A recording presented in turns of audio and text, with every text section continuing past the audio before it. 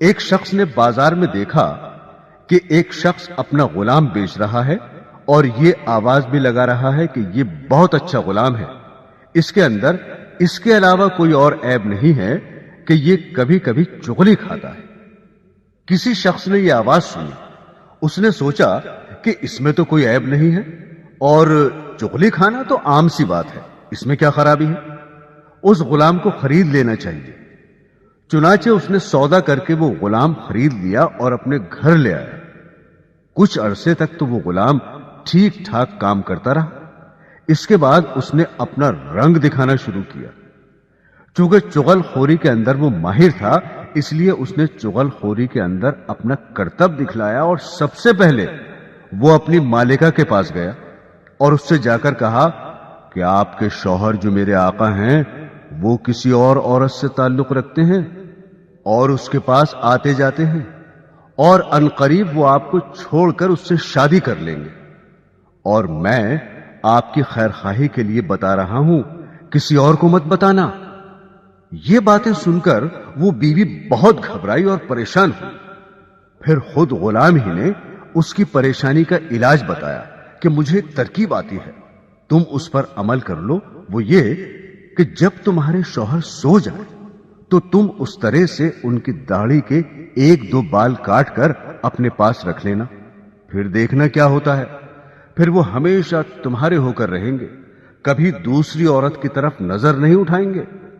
عورت نے جواب دیا کہ یہ کیا مشکل کام ہے، یہ تو میں آج ہی کر لوں گی، خدا نہ خواستہ کل کو کچھ اور ہو گیا تو کیا ہوگا۔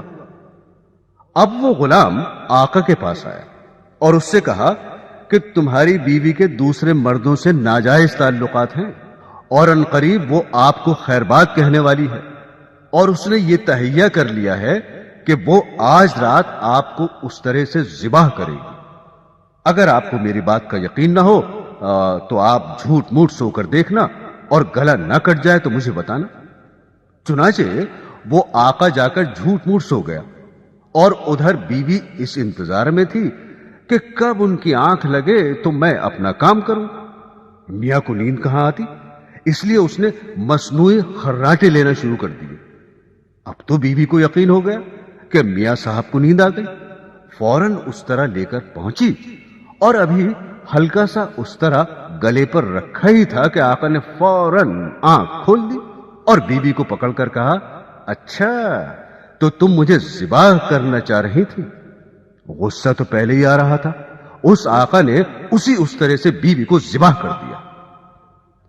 جب بیوی کے خاندان والوں کو پتا چلا کہ شوہر نے ہماری بیٹی کو ذبح کر دیا ہے، انہوں نے آ کر اس طرح سے شوہر کو پکڑ کر ذبح کر دیا۔ اب شوہر کے خاندان والے بھی آ گئے اور دونوں خاندانوں میں خوب جھگڑا ہوا اور 20 لاشیں گر گئیں۔ تو محترم سامعین، آپ نے دیکھا کہ اس غلام نے ذرا سی چغلی سے کس طرح سے دونوں خاندانوں کو تباہ کر دیا۔ اسی لیے اس چغلی کو شریعت نے حرام قرار دیا ہے۔